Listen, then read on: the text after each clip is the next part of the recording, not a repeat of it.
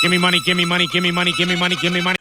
Hello everyone, it's Attacker72 here, and for today, so yesterday was quite a roller coaster of emotions with yesterday's Nintendo Switch 2 presentation, and let's just say that there was quite a lot going on in the Nintendo community, and you know, it shows up what the Switch 2 is going to be capable of, from its 4K graphics and visual updates, as well as new features from mouse controls and the chat button, and new Switch 2 exclusives that will be releasing throughout the year of 2025, and especially 2026, but overall, it's definitely a hype console that I am definitely going to get day one.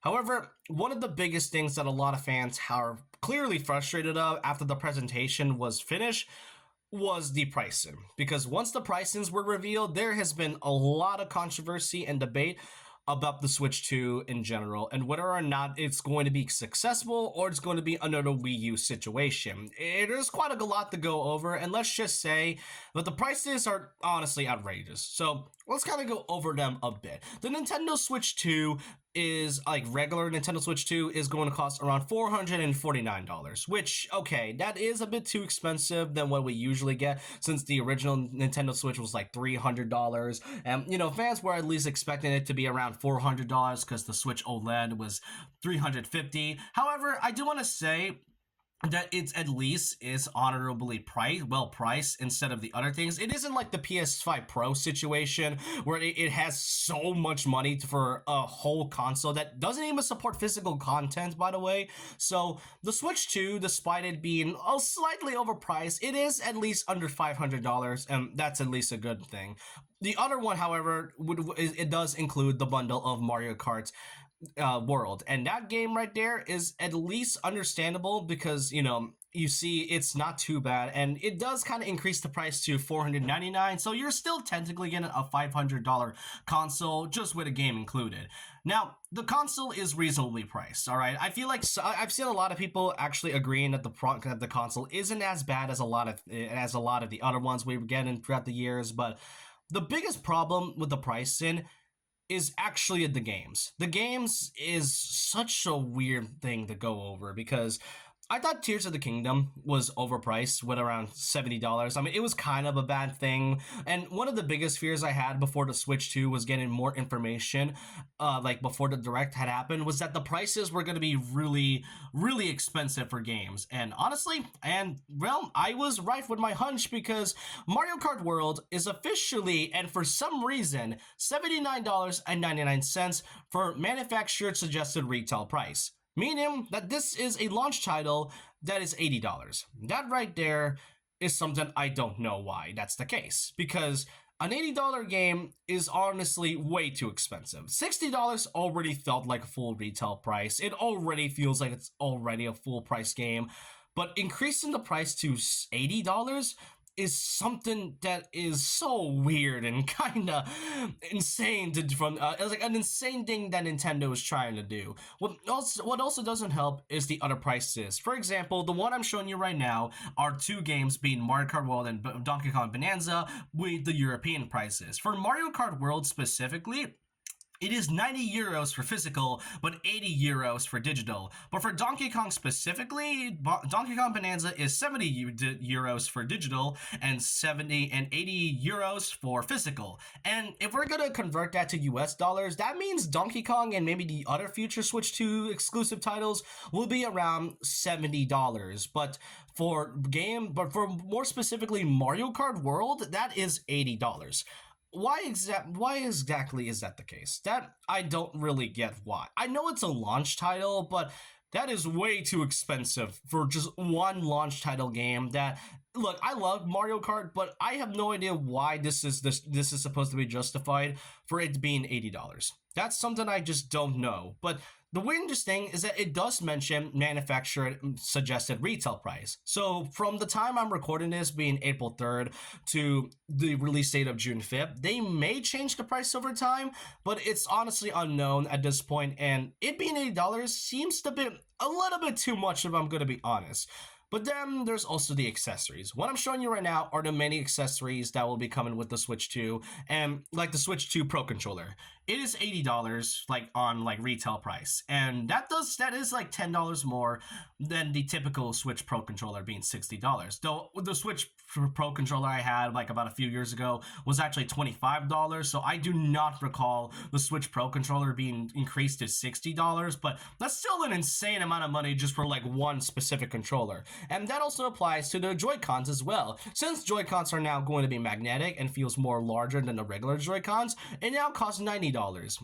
Which, why is that the case? I had a feeling that if they're going to do this separately, it's going to cost $45 for like one separate Joy-Con. And the Joy-Con drip will be $35. That is already expensive enough as it is. And that also applies with the Switch 2 camera, which will be compatible with the Switch chat button. And the Switch camera will be $50, which maybe I guess it makes sense. It is a camera, but that is still a huge amount of money just for like one camera for a feature that I highly doubt so many people are going to be using. I mean, I might test it out every once in a while, but not really ones I'm going to use constantly. But then there's the Switch 2 dock, which is $110, which, okay, I don't really know anybody who is actually, breaking their dock, but that's something I don't really, have knowledge of.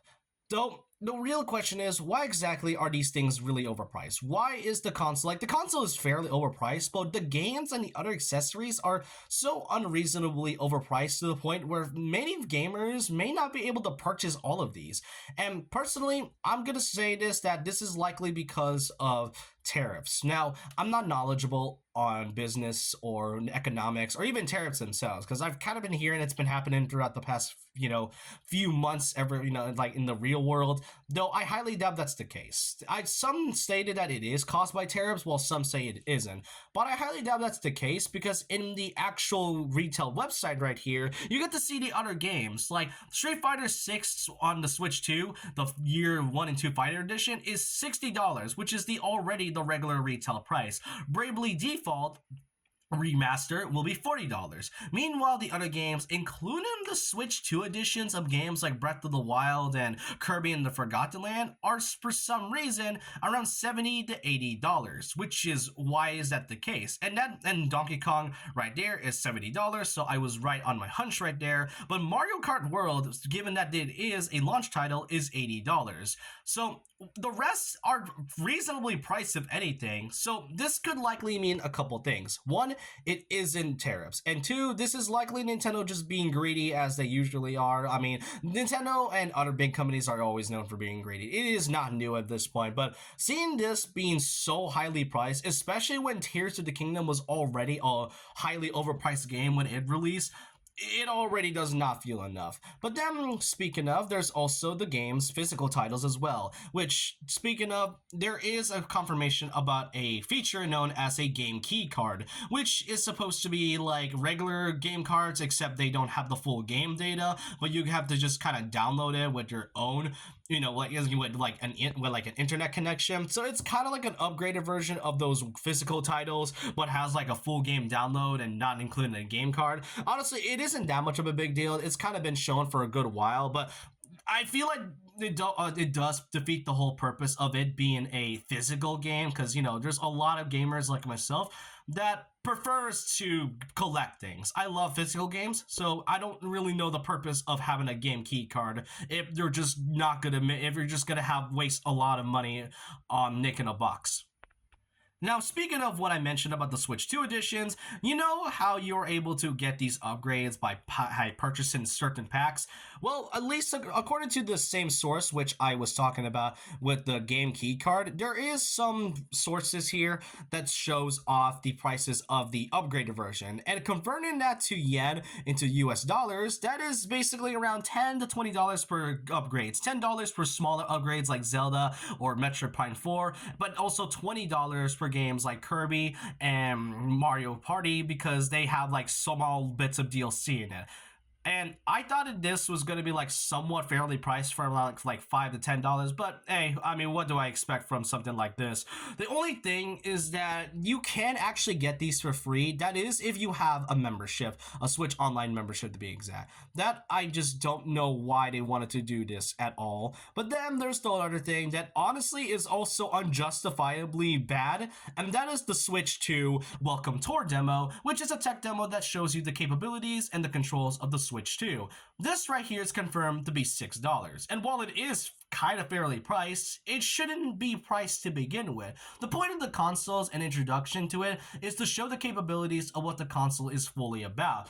I don't know why they decided to make this $6. It's like many can tend to blame that it's tariffs, but it's not really the case because the prices I've shown with games like Bravely Default and Street Fighter are fairly priced. So it's likely because Nintendo is just being very, very highly in terms of their pricing at all. Like, you're telling me Nintendo Land and Wii Sports were able to get into a bundle, but yes, somehow this small little tech demo is only able to be cost with a $6 price in that, right? Like, make any sense of that. Make any sense of that. And then there is also what's been happening. Like, there's currently a Nintendo Switch 2 Treehouse Live event currently, and the chat is not really being positive about this. They've been telling them to drop the price like constantly, which shows how very much of a bad idea this really is. Now, many tend to claim that this could likely be another failure like the Wii U, though the Wii U was way more of a big problem with that. I don't personally think it's going to be a Wii U situation where the Switch 2 is going to fail like its predecessor, like it's unlike its predecessor when it comes to pricing. The pricing of the console isn't that bad of a thing. It's the games. It's the games that is such a big problem, and that's kind of why fans are so are so understandably frustrated about this. Remember when the 3DS was like launching at around $250 for like a small piece of handheld? After like so much desperate needs, they decreased the price to $170, which is a way more reasonable price. But that was only because either Nintendo was desperate to have more sales, and also the fact that the 3DS did not have any launch titles to come along with it. I mean, they did, but they did not have much to do in their first year overall. So the Switch 2 isn't going to be a failure, but the games is definitely going to be a problem given the fact that so many games are becoming way more expensive. And the biggest worrying about it is the fact that games such as GTA 6, which would be likely releasing this year, would be costing around $100 or something. That's the biggest fear that so many fans have been afraid of when GTA 6 was revealed a couple years ago. But overall, I just kind of want to get my thoughts out about this. Here's the thing. Like I mentioned, the Switch 2 is not really bad in terms of pricing. It's just the games. But it's definitely worrying that if this somehow succeeds, then this could likely lead to a more normalcy for Nintendo, to the point where they kind of keep increasing the prices to the point where games may not be able to be affordable anymore. The thing is that, and the saddest thing is that I'm still excited for the Switch 2. I am still hyped for it. I'm hyped for all the games that'll be releasing this year, but the prices has gotta change. The Mario Kart World could likely change over time from now to the next one, and it doesn't exactly help that sales aren't exactly too often when it comes to the big titles that came during the Switch era. But I want to know your thoughts and opinions down below about this. What do y'all think about the whole overpriced situation that has happened with Nintendo? Do you think Nintendo is justified of this? Do you still think the games are a day one must buy? I want to know your thoughts and opinions down below about this. And so with that, leave a like, comment, subscribe, hit the notification bell for more videos, follow my Twitter, and I'll see you guys next time. And remember this, once a legend, always a legend.